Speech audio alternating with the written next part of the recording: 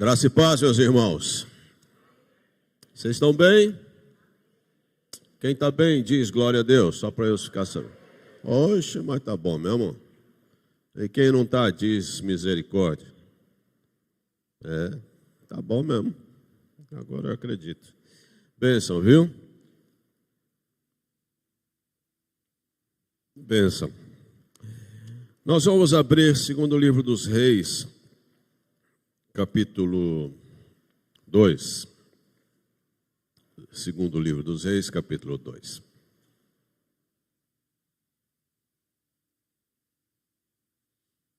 Hoje não tem recesso infantil, as crianças não saem. Hoje não tem recesso infantil, as crianças não têm culto infantil. Tem? Não precisa orar, não estou esquecendo disso. Está de férias. Ok. Segundo livro dos Reis, capítulo 2, meus irmãos, versículos 9 em diante. Eu vou ler e você acompanha aí a leitura, está bem? Mesmo assentados. Havendo eles passado, Elias disse a Eliseu: pede-me o que queres que eu te faça, antes que seja tomado de ti. Disse Eliseu: peço-te que me toque por herança, porção dobrada do teu espírito. Tornou-lhe Elias: dura coisa pediste. Todavia, se me vires quando for tomado de ti, assim se te fará. Porém, se não me vires, não se fará. Indo eles andando e falando, eis que um carro de fogo, com cavalos de fogo, os separou um do outro. E Elias subiu ao céu num redemoinho. O que vendo Eliseu, clamou: meu pai, carros de Israel e seus cavaleiros. E nunca mais o viu. E tomando as suas vestes, rasgou-as em duas partes. Então levantou o manto que Elias lhe deixara cair, e voltando-se, pôs-se à borda do Jordão. Tomou o manto que Elias lhe deixara cair, feriu a água e disse: onde está o Senhor Deus de Elias? Quando feriu ele as águas, elas se dividiram, uma para uma e outra banda, e Eliseu passou. Vendo-o, pois, os discípulos dos profetas, que estavam defronte de Jericó, disseram: o espírito de Elias repousa sobre Eliseu.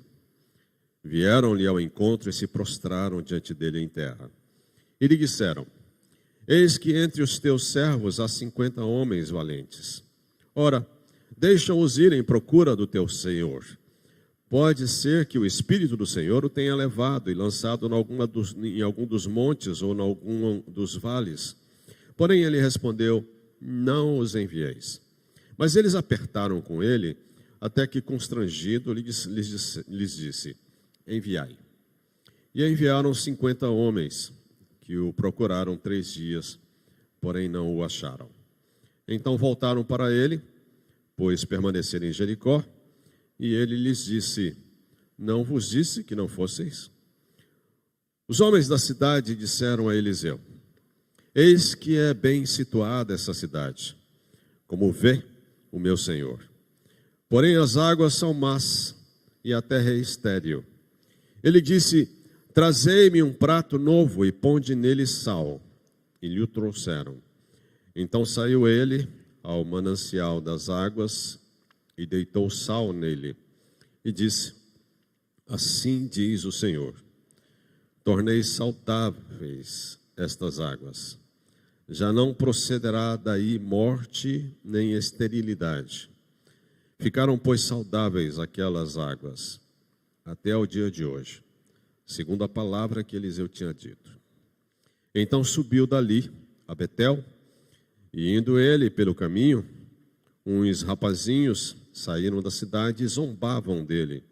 E diziam-lhe: sobe, calvo, sobe, calvo. Virando-se ele para trás, viu-os e os amaldiçoou em nome do Senhor. Então 2 ursas saíram do bosque e despedaçaram 42 deles.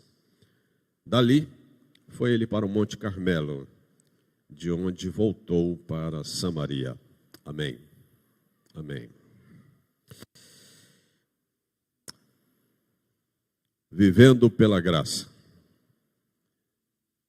Como eu gostei desse título, desse tema para o ano de 2023.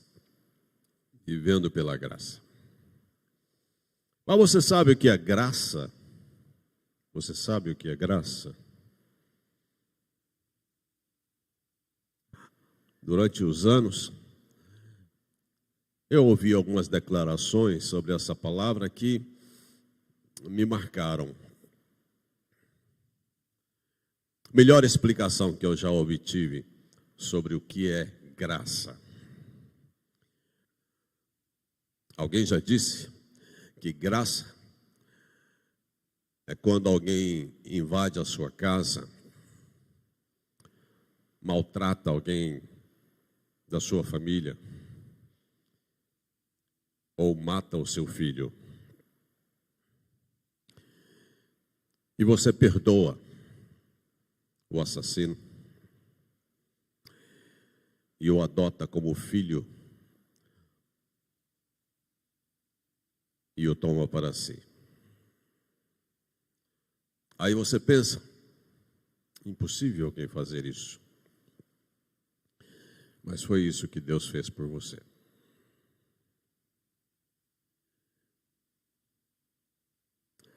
Nós matamos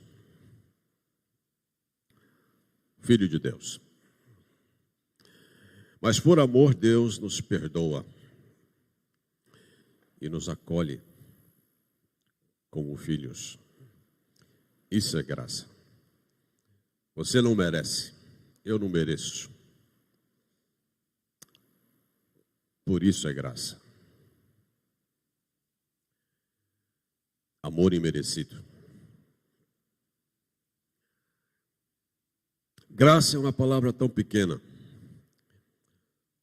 mas com um significado tão poderoso.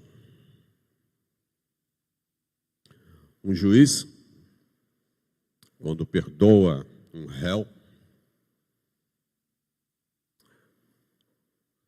o nome que se dá a isso é graça. Uma palavra bíblica é emprestada à jurisprudência. Graça. Graça. Deus é gracioso. Deus é gracioso. No dia 18 de agosto de 2012, 18 de agosto de 2012, eu tive um infarto. Quase parti. Ano passado, somou-se 10 anos pós-infarto. Nesses 10 anos, cada notícia de alguém que faleceu por conta de um infarto me fez lembrar o meu. E cada vez que eu lembrava, me vinha o sentimento do quanto Deus é gracioso comigo. Me proporcionou até aqui mais de 10 anos. Quando muitos partiram no primeiro infarto. Deus é gracioso. Deus é gracioso. E é bom eu e você termos a sensibilidade de conseguir enxergar os atos graciosos de Deus na nossa vida. Você é capaz de pontuar situações, experiências na sua vida em que você vê a graça de Deus em você, na sua história, na sua vida.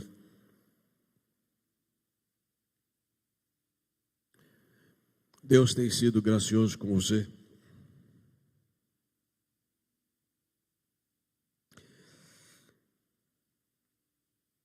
Um dia eu estava olhando para a vida de Eliseu, e comecei a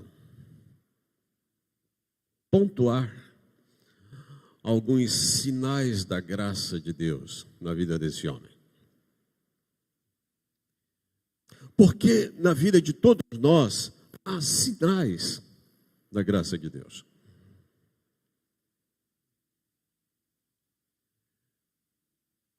A nossa salvação é por graça.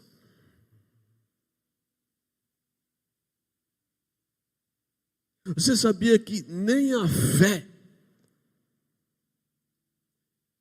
que é um elemento básico, essencial para a nossa salvação, nem a fé é sua? Deus te dá fé. Pela graça sois salvos, mediante a fé.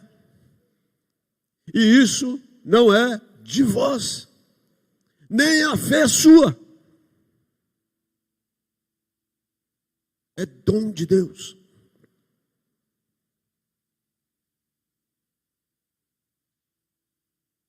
Isso é graça.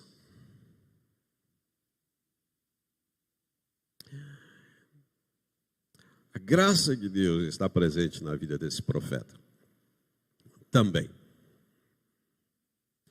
E a história de Eliseu é uma história bonita,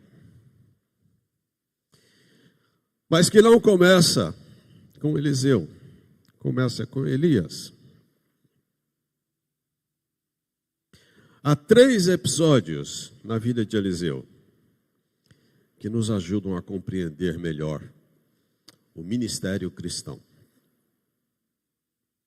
Quando Elias vivia seus últimos dias, ele percorreu um circuito nesses últimos dias da vida dele, que começou em Gilgal, que fica a nordeste de Jericó. De Gilgal ele segue em direção leste até Betel, cerca de 16 quilômetros norte de Jerusalém.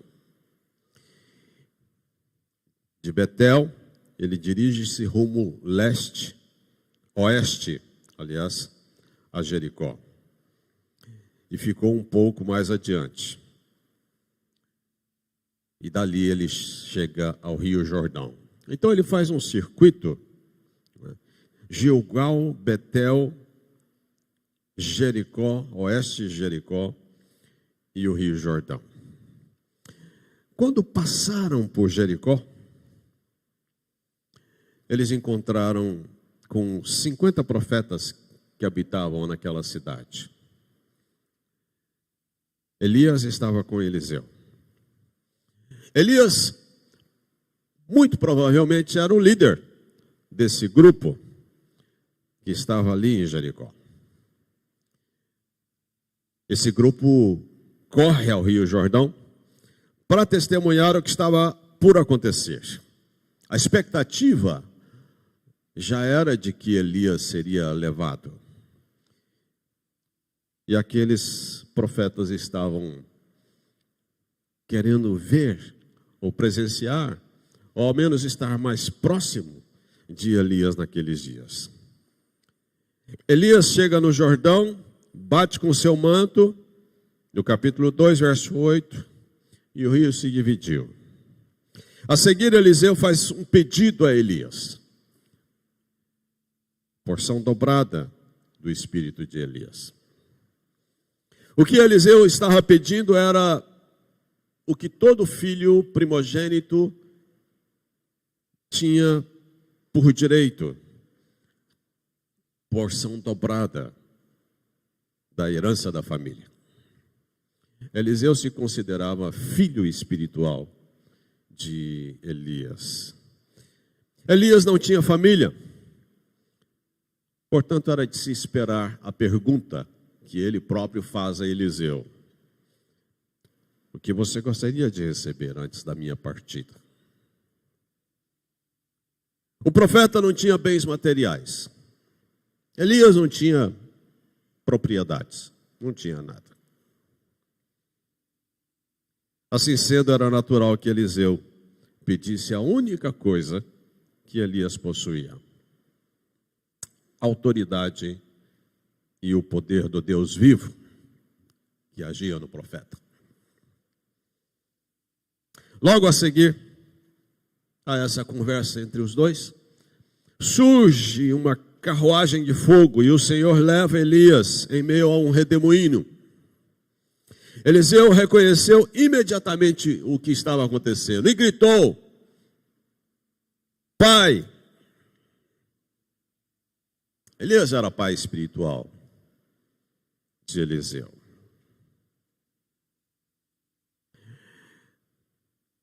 Atordoado, com o coração pesaroso, Eliseu, vendo a partida de Elias, rasga suas vestes, como era o costume naqueles dias. Nesse momento, tem início o ministério de Eliseu. O ministério de Eliseu começa aqui. Primeira coisa que ele fez foi pegar o manto de Elias, que havia caído. Caminhou de volta à banda leste do Rio Jordão, feriu as águas do rio e disse: Onde está o Senhor, Deus de Elias? E as águas se dividiram. O mesmo que Elias havia feito pouco atrás.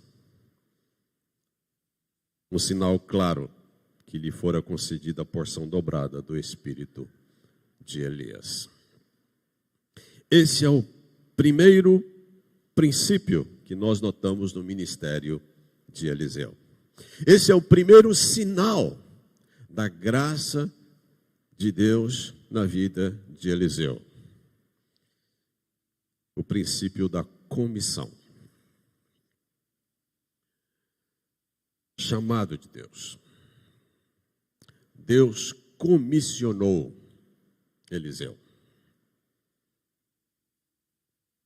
Eliseu agiu não com base em sua própria autoridade, mas com base no fato de que Deus tem a posse da sua vida.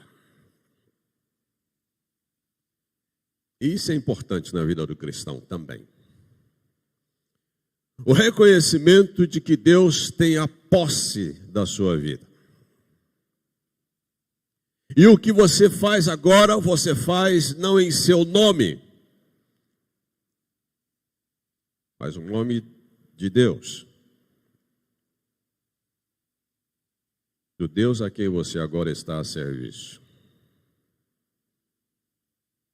Qualquer pessoa que queira fazer algo para Deus por conta própria, na carne, crendo apenas em suas habilidades, fracassará. Por outro lado, eu vou te dizer uma coisa. É inquietante uma coisa. Ver que grande parte da igreja de Jesus não tem iniciativa para servir a Deus.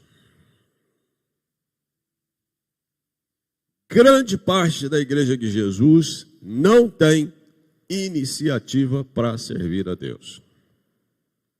Não tem. São completamente passivos, quietos, omissos, porque não se sentem comissionados, chamados, não se sentem parte de, não são pessoas envolvidas, não se sentem responsáveis. O raciocínio é esse: se não me sinto responsável, logo não participo, não me envolvo.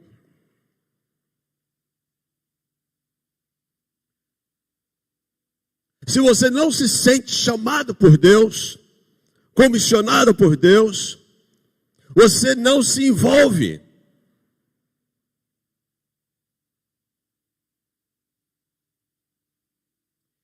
E isso é triste. Se eu perguntar aqui, quantos aqui acreditam que são chamados por Deus, que foram alcançados pela graça de Deus, que foram comissionados por Deus, provavelmente todos vão levantar as mãos.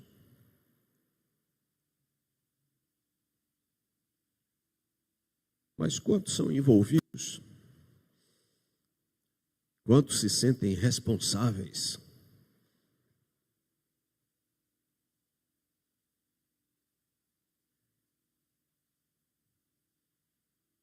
Não bate.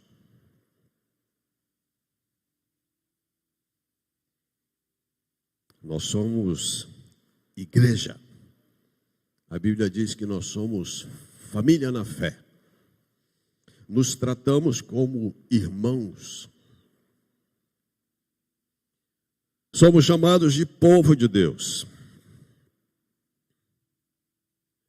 Mas o sentimento que passa é de que quando nós nos reunimos, nós estamos num show da fé. Sabe por que eu digo isso? Porque quando você vai num show, você senta, você canta, você pula, você participa do show, mas você não tem compromisso nenhum. Termina o show, você vai embora.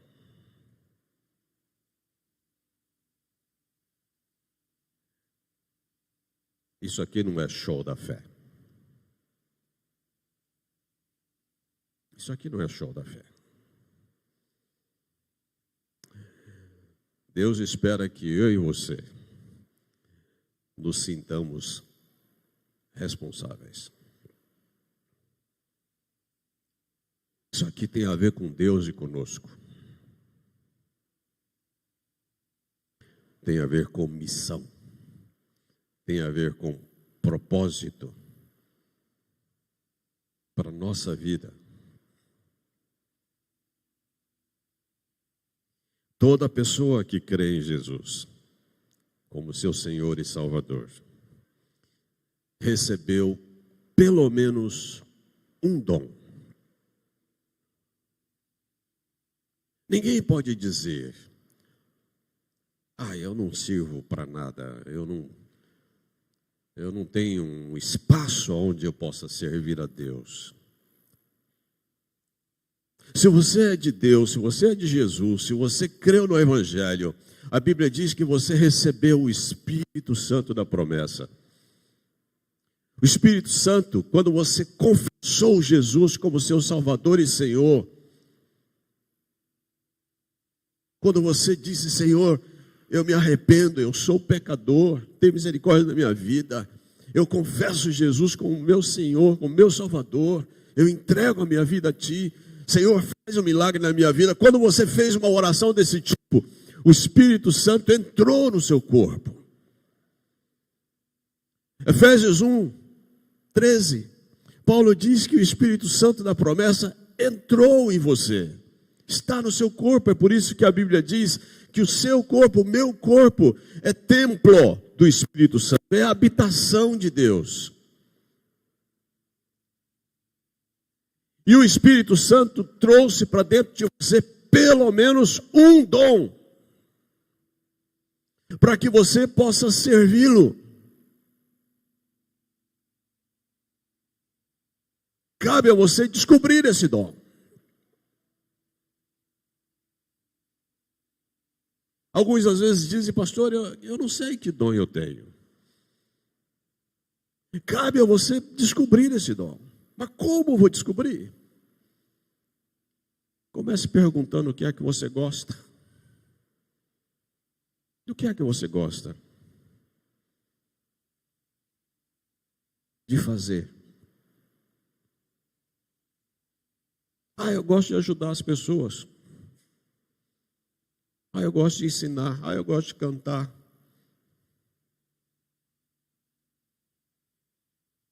Eu gosto de organizar as coisas.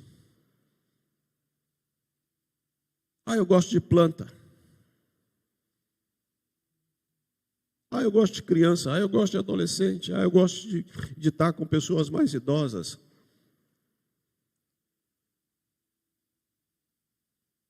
Cabe a você descobrir.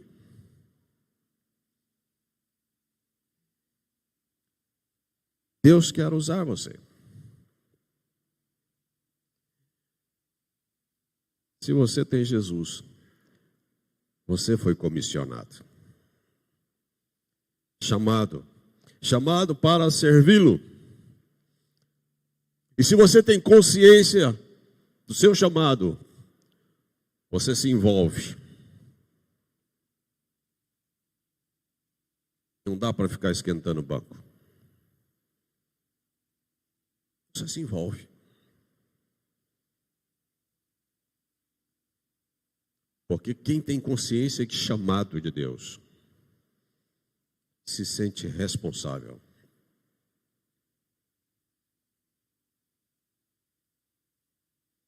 Se sente parte.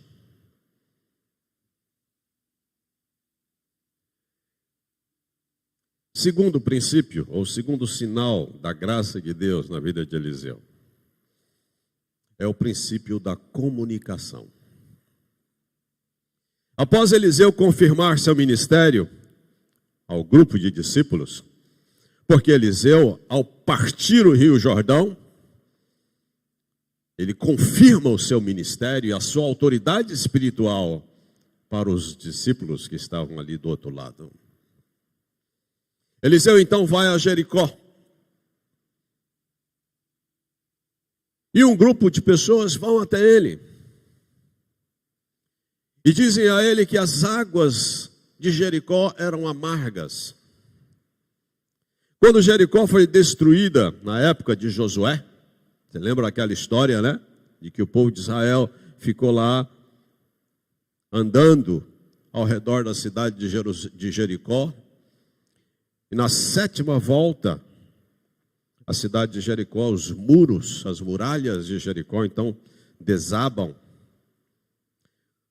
Quando acontece aquela história de Josué, Josué amaldiçoou a cidade de Jericó. A partir de então, a cidade de Jericó ficou desolada. Algumas pessoas voltaram a habitá-la, mas ninguém a reconstruiu. Ela continuou em ruínas. Até que um dia, a cidade de Jericó finalmente foi reerguida por uma pessoa chamada Hiel. Primeiro livro dos Reis, capítulo 16, 34, nos diz da reconstrução de Jericó. Mas as águas que chegavam até Jericó eram amargas. A terra era improdutiva. Deus se voltara contra Jericó.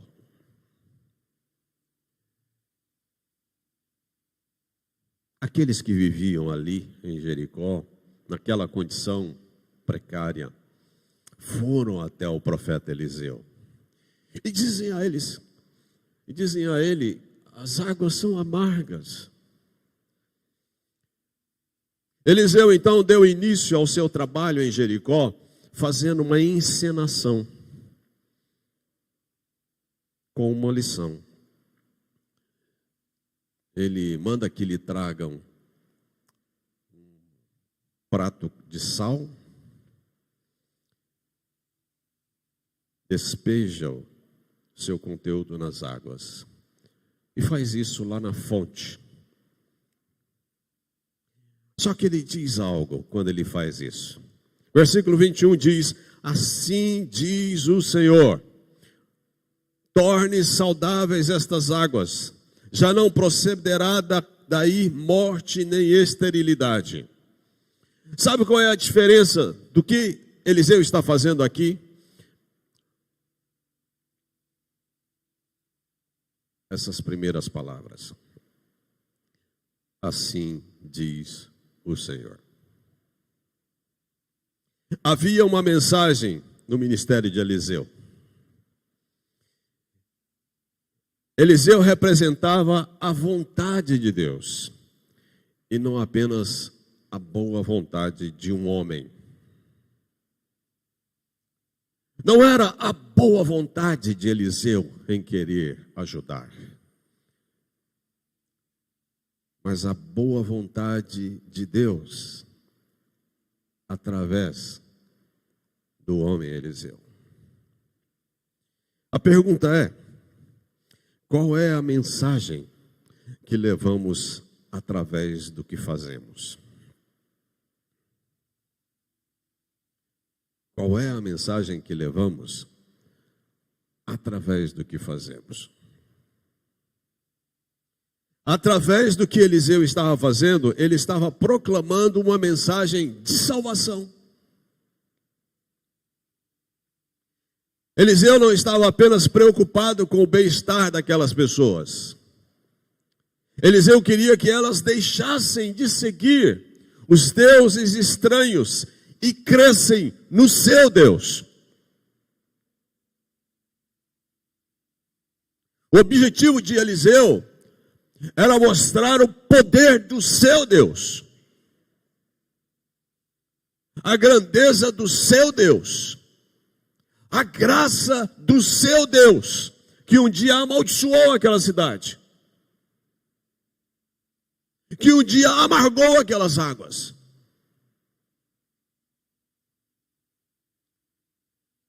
Essa era a mensagem de Eliseu. Se não observarmos isso, nós nos fixamos na água amarga, mas não enxergamos a graça e não enxergamos a mensagem por trás da ação de Eliseu.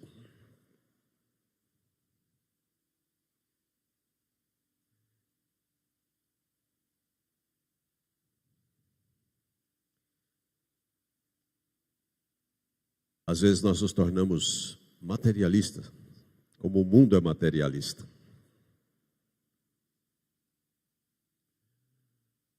Às vezes o nosso olhar é para o material e não para o espiritual. Às vezes olhamos para a água amarga, mas não olhamos para a ação espiritual que acontece aqui, através do profeta. O nosso olhar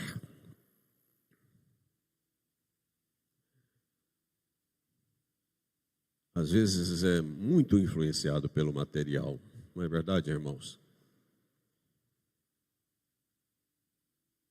Observem as orações.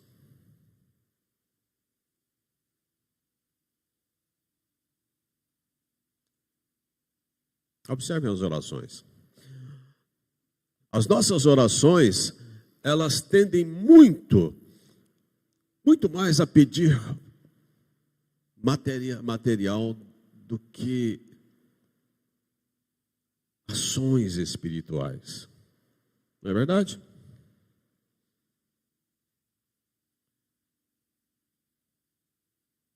Raríssimas vezes eu escuto uma oração de alguém dizendo: Senhor, nos encha do teu Espírito.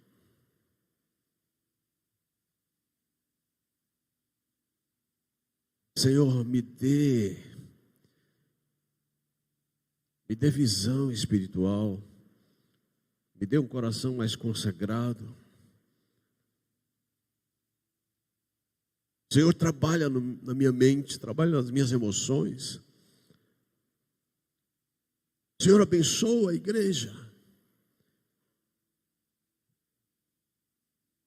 É muito mais comum. E se nós não nos atentarmos, as questões espirituais, elas vão perdendo o seu valor entre nós.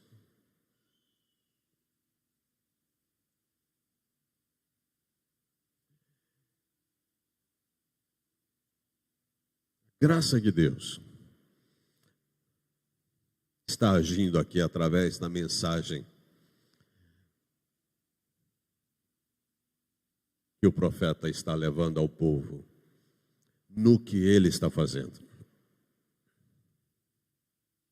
Eu vou te dizer uma coisa, Deus pode usar você através do que você faz, para levar uma mensagem para alguém. Através do que você faz, a graça de Deus pode percorrer e abençoar a vida de alguém. Terceiro princípio, ou terceiro sinal da graça de Deus na vida de Eliseu, é o princípio da confrontação. Sempre que alguém se opõe, sempre que alguém se põe a trabalhar para Deus, a servir a Deus, as oposições surgem. O diabo se levanta. E ele usa às vezes circunstâncias, e ele usa às vezes pessoas para colocarem oposição a nós, ou àquilo que Deus está fazendo através da sua vida. Bastou Eliseu começar seu ministério, bastou Eliseu servir a Deus agora, após o seu chamado, erguem-se as oposições. Um grupo de rapazes começa a caçoar, a zombar do profeta. Zombar de uma pessoa que serve a Deus é o mesmo que zombar de Deus.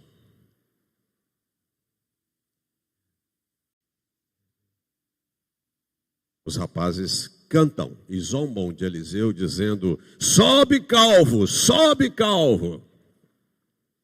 Em outras palavras, se você é tão bom quanto Elias, por que não sobe para o céu também?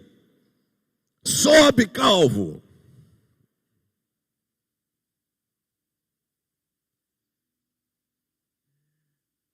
Eliseu voltou-se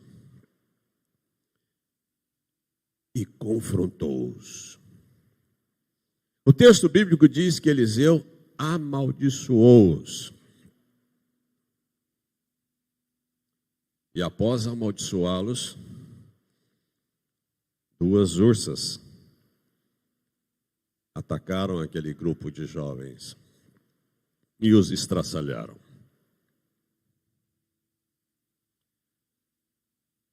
Observe. Essa passagem não nos confere o direito de vingança. Não é isso. Lembre-se que o nosso modelo é Cristo. O nosso modelo é Cristo.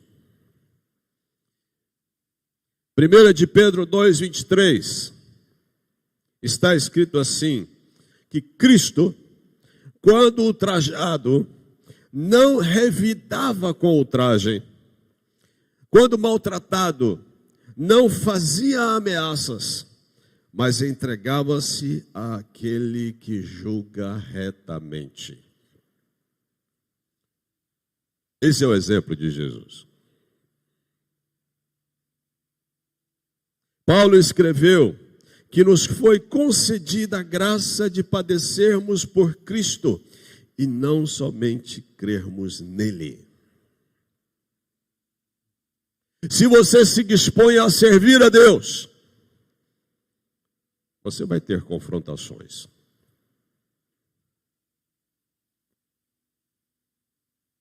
Vai haver um levantar do inferno. Zombaria pode surgir. Críticas podem surgir. Palavras para desanimar você podem surgir. Desentendimentos podem surgir. A questão é, você está disposto a pagar o preço para servir a Deus? Porque você tem consciência do valor da sua mensagem e você tem consciência da responsabilidade que você tem em Cristo. Quando você tem consciência, querido,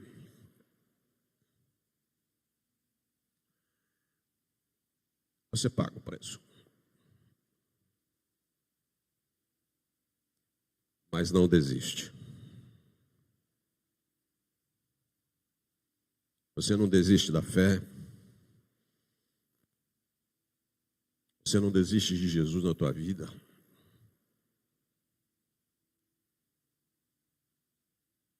Você não desiste do teu ministério.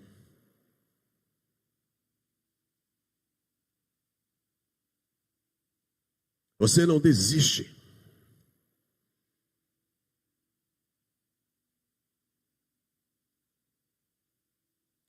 E isso faz parte de quem carrega a graça de Deus.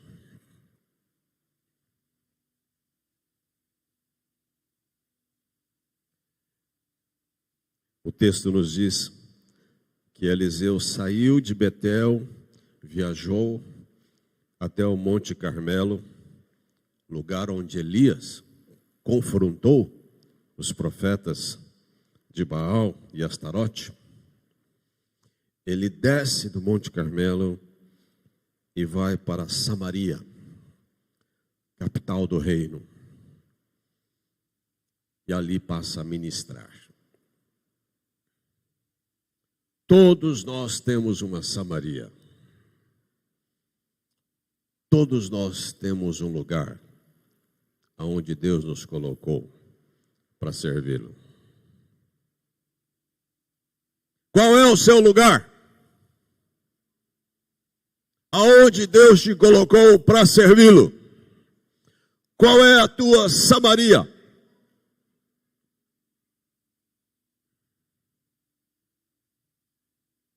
Se você tem consciência de que foi Deus quem te colocou aí,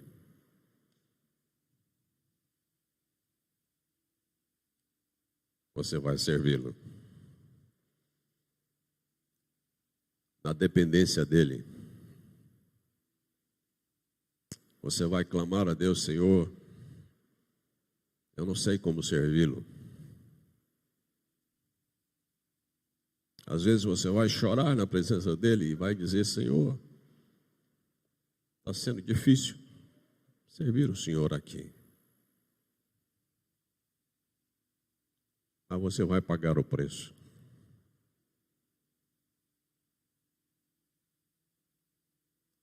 E ao pagar o preço,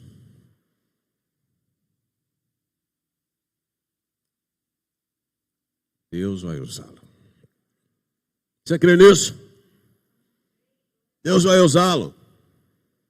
Deus vai usá-lo. Deus vai usá-lo na sua casa. Deus vai usá-lo no seu trabalho. Deus vai usá-lo em Aracaju. Deus vai usá-lo em Nossa Senhora de Socorro. Deus vai usá-lo na Barra dos Coqueiros. Deus vai usá-lo.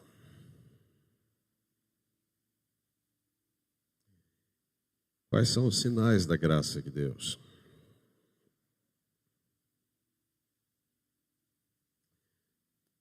Vou te dizer uma última coisa sobre graça de Deus. Pastor Nicodemos diz isso. Ele pergunta: quantas religiões existem no mundo? Dá para contar? Quantas religiões existem no mundo? Dá para contar. Mas você pode dividir todas as religiões do mundo em apenas duas.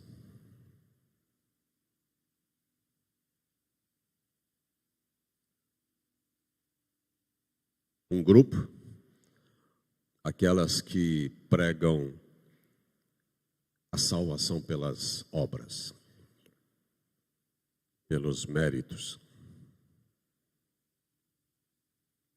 Você tem que fazer algo para ser salvo.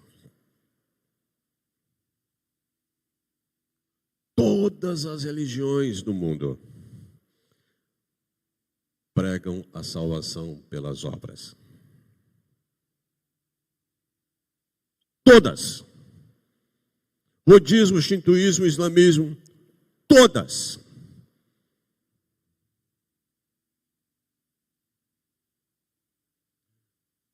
Só uma prega a salvação pela graça. Cristianismo. Bíblico.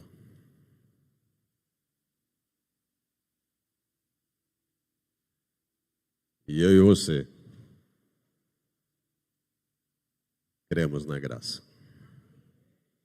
E você que tem essa mensagem, leve essa mensagem.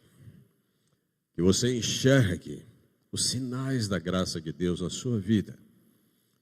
E isso traga gratidão ao seu coração.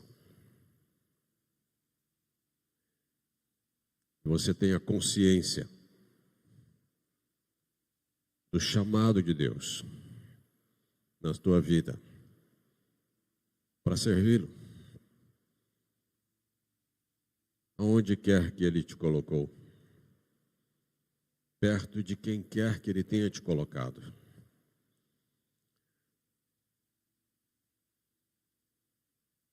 Que você seja usado por Deus ali. Mas que você se sinta responsável por essa graça que te alcançou um dia. Deus use você para levar essa mensagem através do que você faz. E que você jamais desista do que Deus te deu. Amém? Amém. Vamos orar. Feche os olhos.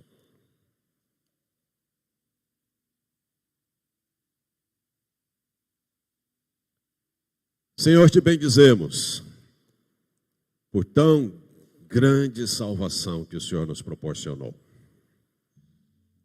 Te bendizemos, Pai, pelo agir do Espírito Santo que nos convence dos nossos pecados. Te agradecemos pelo chamado irresistível do Senhor ao nosso coração.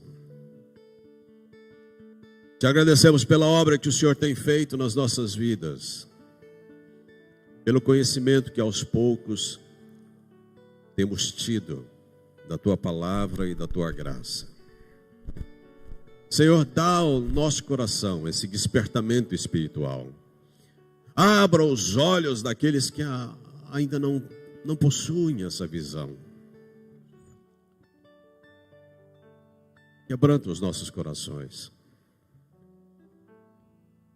Dá-nos sensibilidade à Tua voz. Encha-nos do Teu Espírito, Senhor. Capacita-nos. Dá-nos, Pai, a visão daquilo que Tu queres fazer na nossa vida e através de nós. Desperta a igreja, Pai. Desperta a igreja. Não permita, Senhor, que ninguém aqui continue acomodado, simplesmente assistindo a cada domingo um culto, dizendo no final foi bom, não foi bom. Desperta pessoas para vir aqui para adorar e vir aqui ser alimentado, Senhor, pela Tua palavra, sair daqui para servir-lo. Leva-nos e através de nós leva a mensagem da graça por onde passarmos, Senhor. Abençoa a nossa vida, Pai. Sou grato pelos sinais da Tua graça na minha vida.